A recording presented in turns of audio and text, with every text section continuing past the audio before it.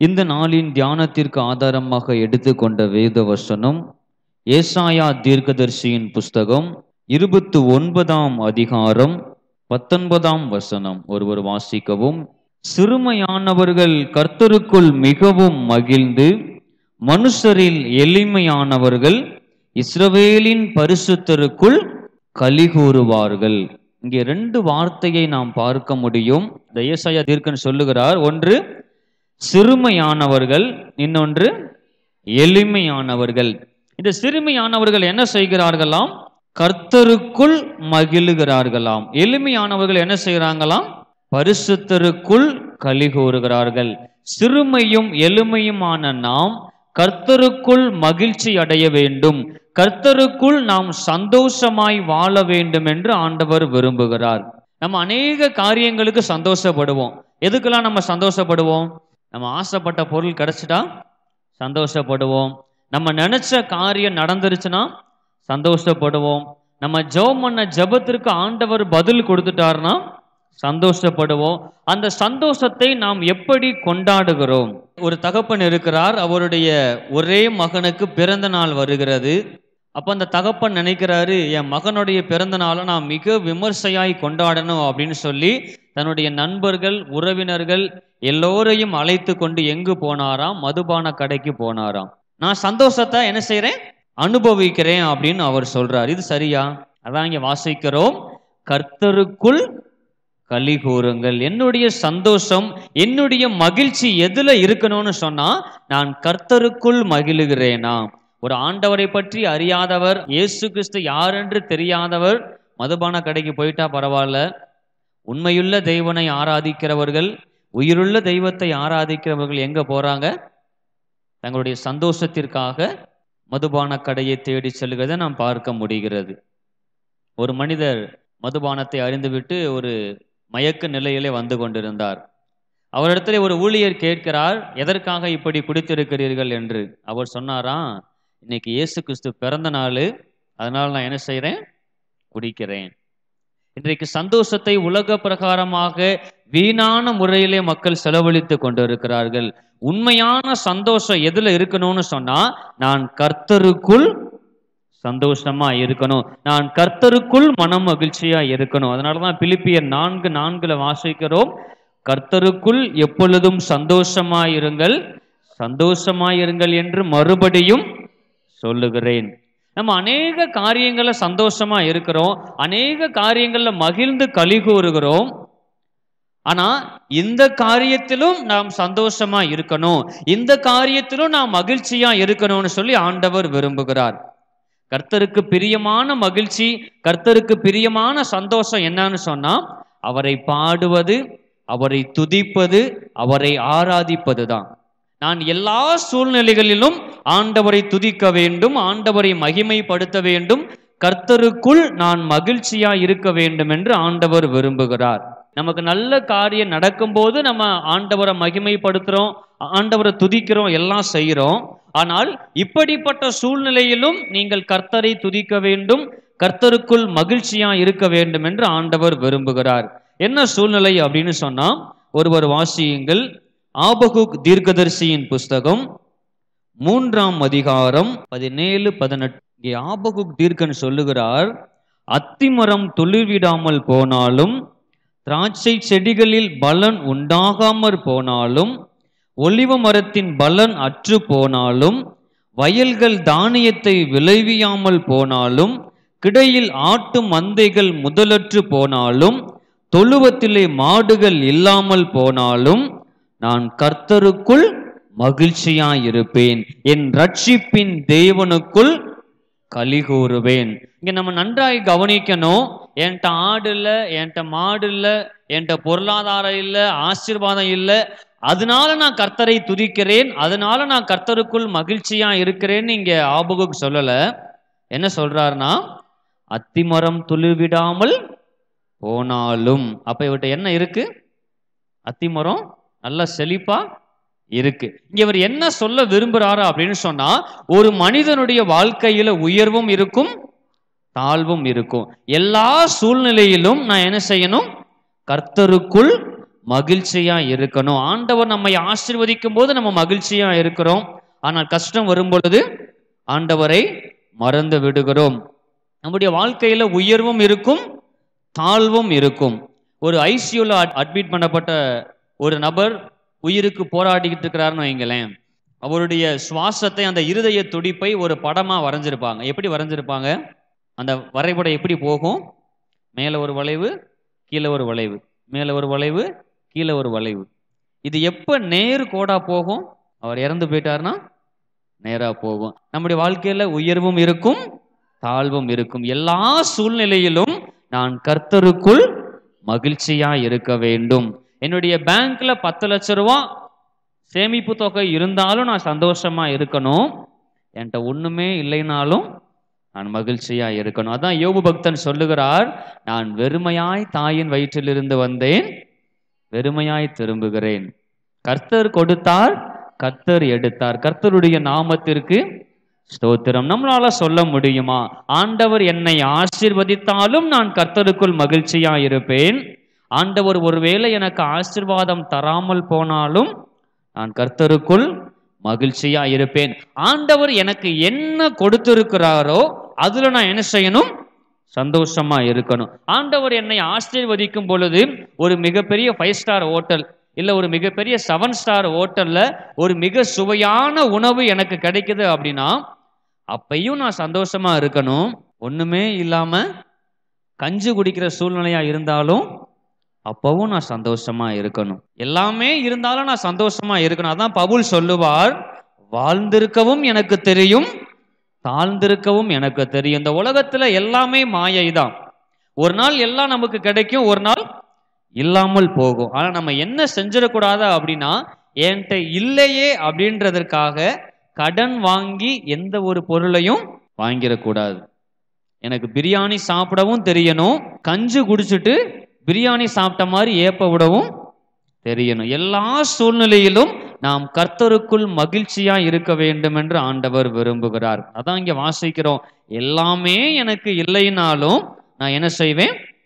கர்த்தருக்குள் மகிழ்ச்சியா இருப்பேன். நம்மளால அப்படி சொல்ல முடியுமா? ஆண்டவரே, நீர் என்னை ஆசீர்வதித்தாலும் ஆசீர்வதிக்காமல் போனாலும், என் ஜெபத்திற்கு பதில் கிடைத்தாலும் என் ஜெபத்திற்கு பதில் கிடைக்கவில்லை என்றாலும் நான் உமக்குள் மகிழ்ச்சியா இருப்பேன். அப்படிப்பட்ட ஒரு விசுவாசம் உள்ள வாழ்க்கையை நம்ம வாழணும்னு சொல்லி ஆண்டவர் விரும்புகிறார். முதலாவது நம்ம எதுல சந்தோஷமா இருக்கணும்னு சொன்னா, நம்முடைய வாழ்க்கையின் இல்லாத சூழ்நிலையிலும் நாம் ஆண்டவருக்குள் மகிழ்ச்சியா இருக்க வேண்டும். கர்த்தருக்குள் நாம் மகிழ்ந்து களி கூற வேண்டும் என்று ஆண்டவர் விரும்புகிறார். 2வது காரியம், 2 நாளாகமம் 20ஆம் அதிகாரம் 1 முதல் 22 முடிய வாசித்தோம் அப்படின்னு சொன்னா, அங்கே ஒரு அரசனை பற்றி வாசிக்கிறோம். யோசபாத் அரசர். இவரை குறித்து நம்ம பார்க்கணும் அப்படின்னு சொன்னா, எதிர்ப்புகளின் மத்தியிலும் கர்த்தருக்குள் மகிழ்ச்சியா இருந்தார். இந்த யோசபாத் எப்படி மகிழ்ச்சியா இருந்தார்? எதிர்ப்புகளின் மத்தியிலும் கர்த்தருக்குள் மகிழ்ச்சியா இருந்தார். இந்த யோசபாத் ராஜா யூதா தேசத்தை ஆட்சி செய்து வருகிறார். அப்பொழுது 3 தேசத்தார் இந்த யூதாவுக்கு விரோதமாக படையெடுத்து வருகிறார்கள். 2 நாளாகமும் 20ஆம் அதிகாரம் 1ஆம் வசனம் வாசிங்க. இங்கே வாசிக்கிறோம், 3 தேசத்து ராஜாக்கள் யோசபாத்திற்கு விரோதமாக யுத்தம் செய்ய புறப்பட்டு வருகிறார்கள். அப்ப இந்த யோசபாத் என்ன செஞ்சிருக்கணும்? பயந்து இருக்கணும், கலங்கி இருக்கணும். அவ்வளவுதான், யூதா தேசம் முடிஞ்சு போச்சு, இனிமே யூதா தேசத்துக்கு நான் அரசன் இல்லை, நான் கைது செய்யப்பட போறேன் அப்படின்னு நினைச்சிருக்கணும். ஆனால் இந்த யோசபாத் என்ன செஞ்சாரு தெரியுமா? எதிர்ப்புகளின் மத்தியிலும் கர்த்தரை பாடி துதிக்கிறவராக இருந்தார். மறுநாள் காலையில யுத்தம் ஆரம்பிக்க போறது. 3 தேசத்து ராஜாக்கள் இந்த யோசபாத்தையும் யூதா ஜனங்களையும் அழிக்க போகிறார்கள். எல்லாத்தையும் தெரிந்த இந்த யோசபாத் என்ன செய்யறாரு பாருங்க. 2 நாளாகமும் 20ஆம் அதிகாரம் 21ஆம் 22ஆம் வசனம் இங்கே வாசிக்கிறோம். இந்த ராஜா என்ன செய்யறாருன்னு சொன்னா, யுத்த சேனைக்கு முன்னாடி பாடகர் குழுவை நிறுத்துகிறார். நீங்கள் ஆண்டவரை பாடி துதியுங்கள்.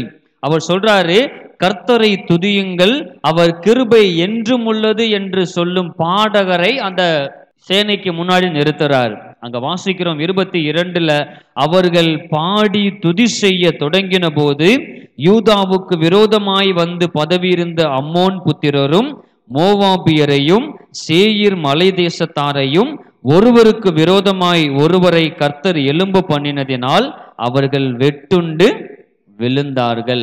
எதிர்ப்புகளின் மத்தியிலும் இந்த யோசபாத் ராஜா கர்த்தரை பாடி துதித்ததுனால, கர்த்தருக்குள் மகிழ்ச்சியா இருந்ததுனால, யார் யாரெல்லாம் எதிரிகளாய் வந்தார்களோ அவர்களாகவே சண்டை போட்டு அவர்களாகவே வெட்டுண்டு முறிந்து போனார்கள். ஒருவேளை இந்த உலக பிரகாரமான வாழ்க்கையில் அநேகர் நமக்கு விரோதமாய் செயல்படுவதுண்டு, நமக்கு விரோதமாய் காரியத்தை நடப்பிப்பதுண்டு, நம்முடைய ஆசீர்வாதத்தை தடுப்பதற்கு, நம்முடைய உயர்வை தடுப்பதற்கு அநேகர் பிரயாசிப்பதுண்டு.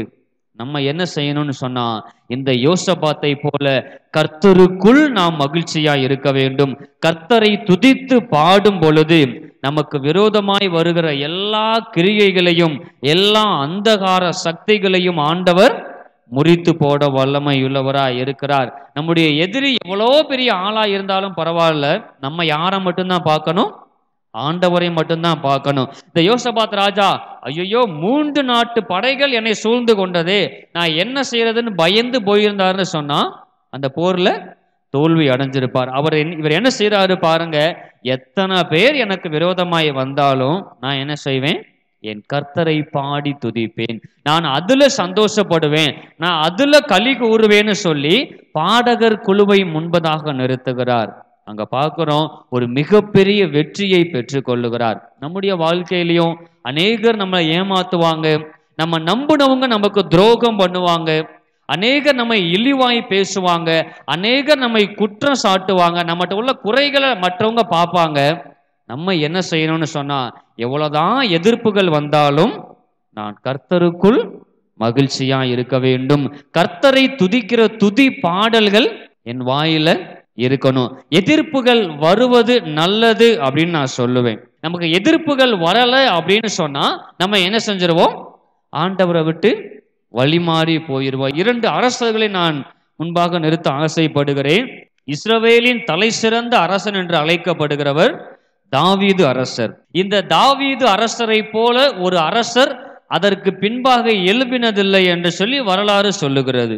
இன்றைக்கும் இந்த யூதர்கள் எப்படி ஜெபம் பண்ணுவாங்க அப்படின்னு சொன்னா, ஆண்டவரே இந்த தாவீது அரசரை போல ஒரு அரசாட்சியை எங்களுக்கு நீர் தாரும், அப்படிதான் அவங்க ஜெபம் பண்ணுவாங்க. இப்படி மிக சிறப்பாய் ஆட்சி செய்த இந்த தாவீது அரசனுக்கு எதிரிகள் இல்லாம இருந்தாங்களா? உலகத்துல எத்தனை திசைகள் இருக்கிறதோ அத்தனை திசைகளிலும் இந்த தாவீதுக்கு எதிரிகள் இருந்தார்கள். தான் குடும்பத்திலேயே தாவீதுக்கு எதிரி இருந்தார்கள். தன்னுடைய மாமா சவுல் தன்னை கொலை செய்ய முயற்சித்தார். தன்னுடைய மகன் அப்சலோம் தாவீதை கொலை செய்ய முயற்சித்தார். எத்தனையோ எதிரி நாட்டு படைகள் இந்த தாவீதை கொலை செய்ய வேண்டும் என்று முயற்சித்தார்கள். அத்தனை எதிர்ப்புகளின் மத்தியிலும் தாவீது கடவுளுக்குள்ளாக நிலைத்திருந்தார். அதனாலதான் தாவீது ஒரு இடத்துல சொல்றாரு, நான் உபத்திரவப்பட்டது நல்லது, அதனால் உமது பிரமாணங்களை கை கொண்டேன். ஒருவேளை நமக்கும் எதிர்ப்புகள் வரலாம், போராட்டங்கள் வரலாம். அது எதற்காகத்தான் வருது? நம்மை ஆண்டவரோடு கூட ஐக்கியப்படுத்துவதற்காகத்தான் எதிர்ப்புகள் வருகிறது என்பதை நாம் புரிந்து கொள்ள வேண்டும். அதே போல இந்த தாவீது அரசனுடைய மகனுடைய வாழ்க்கையை பார்க்கிறோம். சாலமோன் ராஜா இஸ்ரவேலை மிக சிறப்பாய் ஆட்சி செய்கிறார். வேதத்துல வாசிக்கிறோம், சாலமோனின் நாட்களிலே தேசத்தில் யுத்தம் இல்லாதிருந்தது. எந்த ஒரு பிரச்சனையும் இவருக்கு இல்லை, எல்லாமே சுமூகமா இருந்தது. அதனாலதான் பார்க்கிறோம், அவருடைய வயதான காலத்துல ஆண்டவரை விட்டு பின்வாங்கி பாகால்களையும் விக்கிரகங்களையும் சிலைகளையும் அவர் வணங்க ஆரம்பித்து விட்டார். தன்னுடைய வாழ்நாளின் முடிவு பரியந்தம் அவர் என்ன செய்யல? மனம் திரும்பவே இல்லை. ஒருவேளை நம்முடைய வாழ்க்கையில எதிர்ப்புகள் இருக்கலாம், போராட்டங்கள் இருக்கலாம். இந்த யோசபாத்தை போல எதிர்ப்புகளின் மத்தியிலும் நாம் கர்த்தரை பாடி துதிக்கிறவர்களாக இருக்க வேண்டும். 3ஆவதாக அப்போஸ்தலர் நடபடிகள் 16ஆம் அதிகாரம் 23ஆம் வசனத்துல வாசிக்கிறோம், பவுலையும் சீலாவையும் அநேக அடிகள் அடித்தார்கள். அடித்தது மாத்திரமல்ல, 24ஆம் வசனத்துல வாசிக்கிறோம், அவர்கள் கால்களில் தொழு மரத்தை மாட்டினார்கள். மிகப்பெரிய பாடுகளின் மத்தியிலும் இரத்த வெள்ளத்துல கிடக்குறாங்க. அவருடைய கால்களை தொழு மரத்துல மாட்டி வச்சிருக்கிறாங்க. அப்ப இந்த பவுலும் சீலாவும் என்ன செஞ்சாங்களாம்? நடுராத்திரியிலே பவுலும் சீலாவும் ஜெபம் பண்ணி தேவனை துதித்து பாடினார்கள். ஆண்டவரை பாடுவதிலே அவர்கள் களி கூர்ந்தார்கள், அதிலே அவர்கள் சந்தோஷம் அடைந்தார்கள் என்று வாசிக்கிறோம். மூன்றாவதாக, நம்முடைய கட்டுகளின் மத்தியிலும் நாம் கர்த்தருக்குள் மகிழ்ச்சியா இருக்க வேண்டும். நம்முடைய பாடுகளின் மத்தியிலும், ஒருவேளை நம்முடைய சரீரத்துல பலவீனங்கள் இருக்கலாம், நம்முடைய சரீரத்துல வியாதிகள் இருக்கலாம், அந்த சூழ்நிலையிலும் நாம் கர்த்தருக்குள் மகிழ்ச்சியா இருக்க வேண்டும், கர்த்தரை பாடி துதிக்க வேண்டும் என்று ஆண்டவர் விரும்புகிறார். சரீரம் முழுவதும் இரத்த வெள்ளத்துல கிடக்கும் பொழுது கால்கள் கட்டப்பட்டவர்களாக பவுலும் சீலாவும் கர்த்தரை பாடி துதிக்கிறார்கள். ஒருவேளை நம்ம யோசித்து பார்ப்போம், என்னுடைய சரீரத்துல பலவீனம் வரும் பொழுது, என்னுடைய சரீரத்துல வியாதி ஏற்படும் பொழுது நான் கர்த்தரை பாடி துதிக்கிறேனா? எல்லா சூழ்நிலையிலும் நாம் கர்த்தரை பாடி துதிக்க வேண்டும் என்று கற்றுக்கொண்டோம். முதலாவது காரியம், என்கிட்ட ஒன்றுமே இல்லை என்று சொன்னாலும் நான் கர்த்தரை பாடி துதிக்க வேண்டும். இரண்டாவது காரியம், எதிர்ப்புகளின் மத்தியிலும் நான் கர்த்தரை பாடி துதிக்க வேண்டும். மூன்றாவது காரியம், கட்டுகளின் மத்தியிலும் நாம் கர்த்தரை பாடி துதிக்க வேண்டும். 2 நாளாகமம் 20ஆம் அதிகாரம் 22ஆம் வசனத்துல வாசித்தது போல, நாம் கர்த்தரை பாடி துதிக்கும் பொழுது நமக்கு எதிரடியாய் செயல்படுகிற எல்லா கிரியைகளையும் ஆண்டவர் மாற்றி போட்டு நமக்கு வெற்றியை, நமக்கு ஜெயத்தை தருவதற்கு அவர் வல்லமையுள்ளவராய் இருக்கிறார். தேவன் தாமே திருவசனங்களை ஆசீர்வதிப்பாராக. ஆமென்.